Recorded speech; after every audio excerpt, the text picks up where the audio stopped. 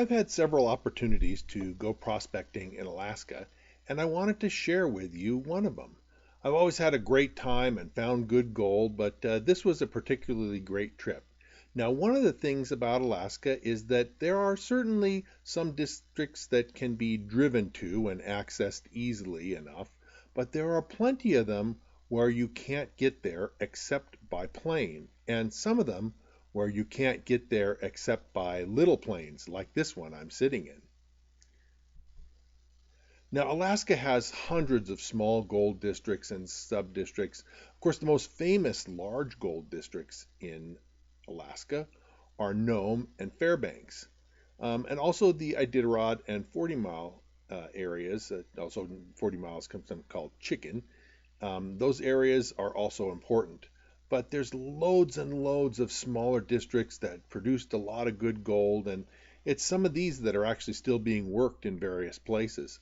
But like I say, a lot of them can only be accessed by plane. In 2012, I went to Shoshana, which is in interior part of Alaska in the southeast. In 2006, I'd been to Moore Creek. In 2014, I visited Jack Wade. But this presentation, I'm going to talk about my trip to Shoshana. Now, the property at Shoshana, they're private claims and not open to the public, and I was invited by friends who own the claims there. The area is remote and it's located about 200 miles south of the 40 mile area. The 40 mile area is actually someplace that you can drive to, but and there's some public areas in the 40 mile region. Part of Jack Wade Creek is open to the public. But anyway, this trip was to Shoshana. And just to kind of show you where we're at, it was the location was east of Glen Allen, which is over here on the western side of the map. We drove up and around into Nebezna, which is the end of the road. And from Nebezna, we took that airplane I showed you in the first picture to Shoshana. That shows you the flight that we took. It took a little over an hour to fly in from Nebezna. Here's a picture of the Shoshana property, and you can see even though we were there in midsummer, there's still snow on the higher elevations. We had several storms come through that were kind of cold and dropped snow one time down almost to the level of the camp. So Alaska is a cold place, and they get cold weather even in the summer, even when it's light till 2 o'clock in the morning. It still can get some pretty cold and wet weather. Like I say, I had to fly in. Here's a picture of me as we were flying in, kind of a little selfie that I took. You can see a big, wide, flat river delta in the background below us. But we were up in a little plane, and the only way you could talk to the pilot was or to hear what the pilot said, was to use the headphones and a mic. There were really some spectacular views in the flight, and honestly, the flight was kind of part of the attraction, part of the adventure of getting there, and is just seeing the beauty of Alaska and what it looks like, and so if you're willing to take a flight in a little tiny plane, take the risk and get in there to do it, this is the kind of mining trip that you might really enjoy. Now, here was the runway, and you say, well, I don't see any runway. Well, over the plane's tail to the left side of the view, just above the plane's tail, there's a kind of a flat grassy area, and that was the runway. We landed there and flew in. It's not a paved runway. It's not even a gravel runway. It's just a grassy flat area that was bulldozed at one time a long time ago, and the grass has grown back, and they keep the grass cut down and big bushes trimmed away, and that's how the planes come in and go out. Now, there was a lot of old workings at Shoshana. This was an area worked for many, many years actively.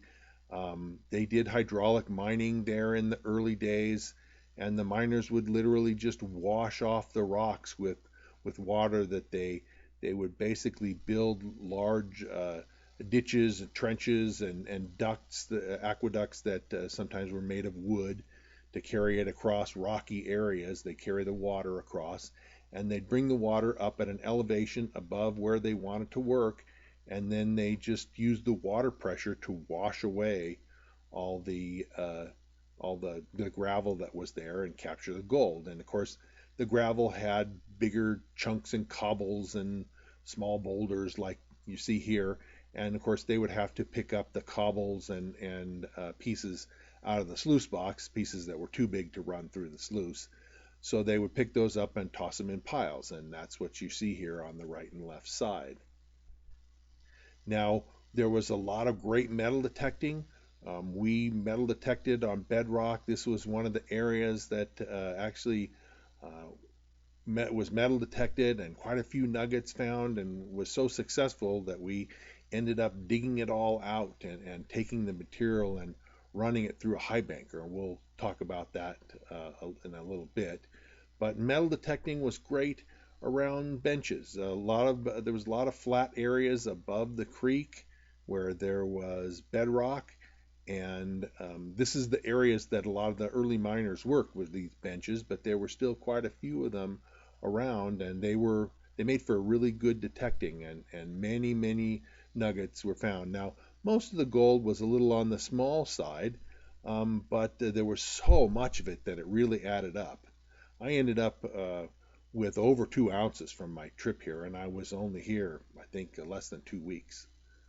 So there were benches, like I say, which made for great detecting, but there were also a number of streams that flowed through the area, and the bedrock that came down into the streams was well worth detecting also because it had some gold.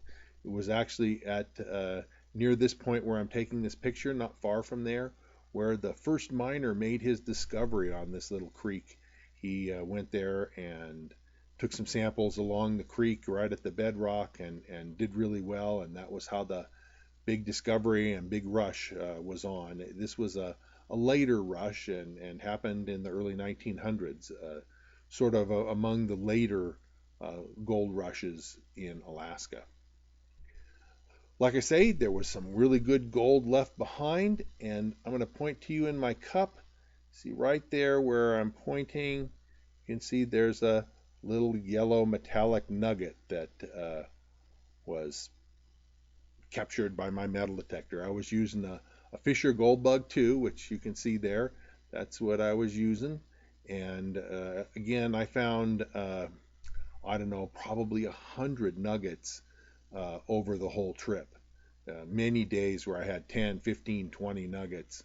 And other days we did high banking, but we got a lot of small nuggets. You can see there's some after they're washed clean of any dirt that remained on them, but they made for a lot of a good detecting because even though they're kind of on the small side, they all add up, and like I say, add up to some pretty good gold.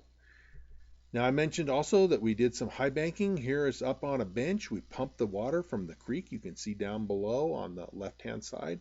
We pumped the water up to here, and then we would run the gravel through the sluice box and capture the gold. And the gold was, was nice, shoddy sized gold, and there was a lot of area here that we could dig and run through the high banker. We had a number of days that we did very well. Um, we would dig the dirt out, like I say, off these benches, and here we are digging the dirt. And although it's kind of a little on the steep side, if you're just careful with your footing, it's not a problem. And like I say, we did pretty good. This is about a half an ounce of gold, and we had a number of days like that. This was our gold from one day, and there's another day where we got around a half an ounce and a couple little nuggets uh, that I peeled off to the side there on the right. Um, we did really well. So there was a lot of gold that added up. Me and this other guy that was in the previous picture, his name is George, we dug in this spot for several days, and like I say, we did really well.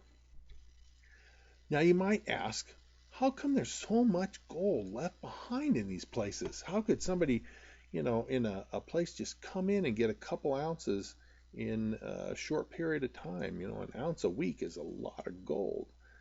Uh, The places that we're used to, that I do most of my prospecting in, places like Nevada and California and other western states, have been pounded over and over again by waves and waves of prospectors ever since the first gold rush in 1849. And beginning in the 1850s, there were rushes all over the place, and there were booms, special booms in the late 1800s and the 1930s. In the 1980s, there was a number of these booms. There was one at the turn of the century in the early 1900s. Plus, there were waves of Chinese prospectors who worked these places all very hard. The thing about the western states that are easily accessible is that they've been worked over and over and over again. But in Alaska, the season is short. Once the snow flies and the weather starts getting too cold, you got to get out of there. The access is hard. And like I say, this place I could only get to by flying in. And so in the old days, they couldn't fly in the original days. They had to go in by horseback, and it would take days and days and days to get back in there. And so, because it was so hard to access and the season was so short, only the cream of the crop was worked. The best gravels were worked, and they didn't worry about picking out every little bit of gold from the bedrock. They just got the bulk of it and considered that good and moved on. So, you know, it's definitely an interesting thing to go to Alaska. And I found this in all the places that I went, because I had to fly in all the places that I've been. Actually, well, I had to fly to Alaska. When I went to Jack Wade, we were able to drive from there to the place that we went. But anyway, there's still a lot of gold left behind in these locations because they were difficult to access and the season was so short. Now, Alaska gold has some interesting geologic features. Alaska gold is often found in nearby granitic intrusive stocks. And although Shoshana, where this trip was, is not so clear that that's the original source, but many places in Alaska, granitic intrusive stocks nearby are the source of the gold and gold veins. Alaska gold tends to be on the smallish side, although there are districts that produce some very big nuggets. But just a lot of the gold in many of these small districts tends to be shot, kind of like I showed you in the picture on the pan, where the gold is like the size of birdshot, more or less. Um, Quartz is often uncommon. I'm used to places in California and Nevada where there's just loads of quartz, but in Alaska that's not always the case. Um, the gravels can be worked and reworked many times, and I mean not by necessarily by miners, but just by the geologic forces of erosion and weathering and that sort of thing. And gold placers get destroyed by glaciers. There's glaciers that pass through. They have areas in Alaska that get awful cold and have had glaciers in the past, even if there's not a glacier there today. And glaciers actually plow through and rip up good placers. And locations with good placers are often unglaciated. They're at a little bit lower elevations that the glaciers didn't get a chance to rip the placers up.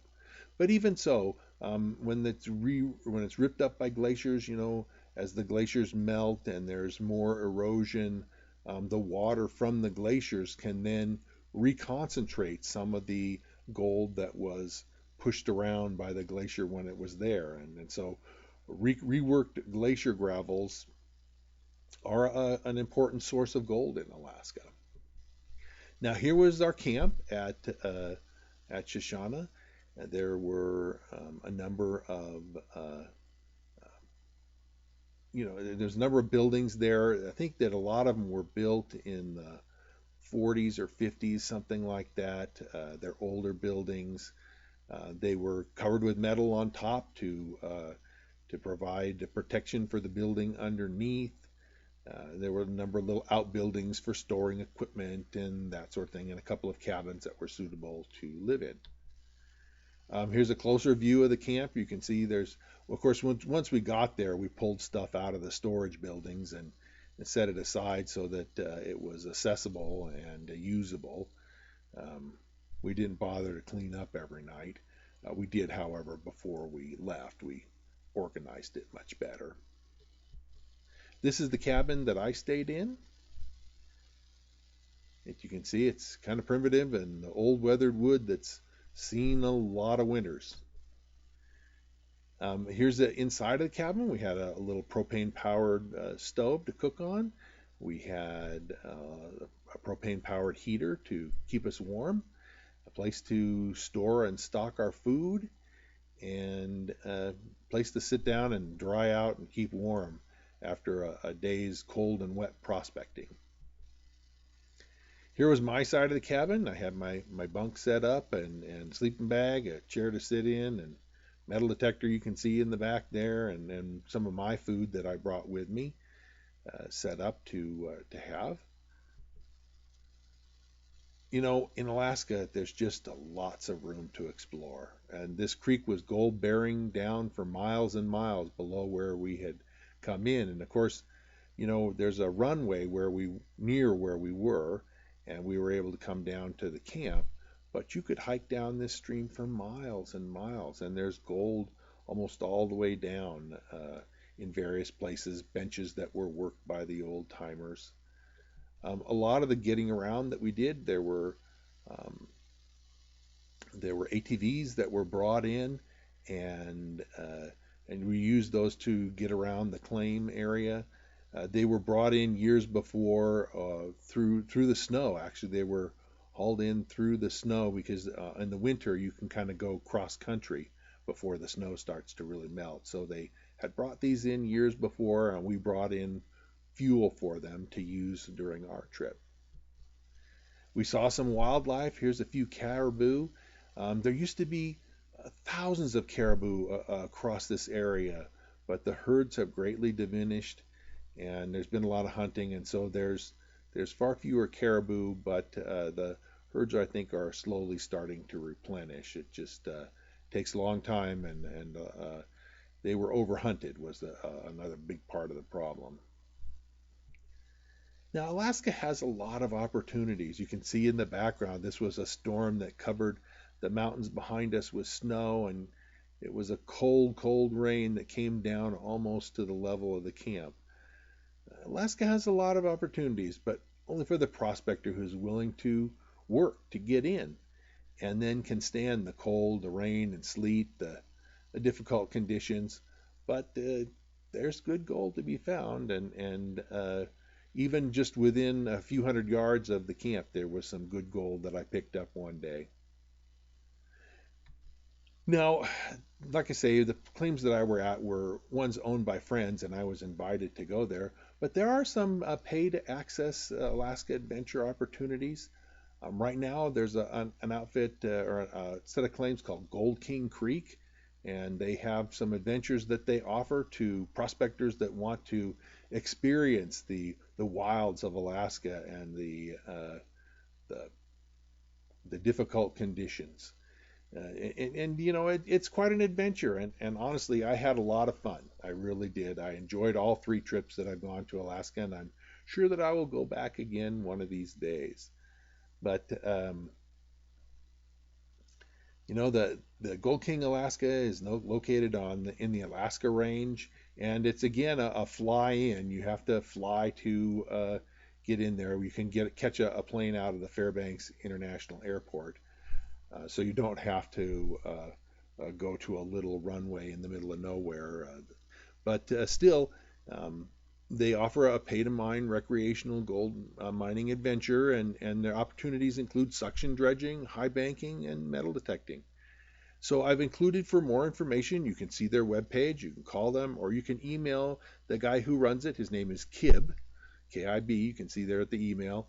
And, you know, contact him if you're interested. Take a look at their webpage for more information. So I hope you enjoyed this little adventure. I have a few more things that I wanted to talk about with you. So also I want to mention my book, Fistful of Gold. If you have more interest in learning about how to find gold and be successful as a prospector, this is the source that you want to check out. Basically, my book is an encyclopedia of everything you need to know about prospecting, from panning, sluicing, metal detecting, dry washing, to geology of gold, and even how to stake a claim. It's basically everything you need to know about prospecting, and it's available now on Amazon.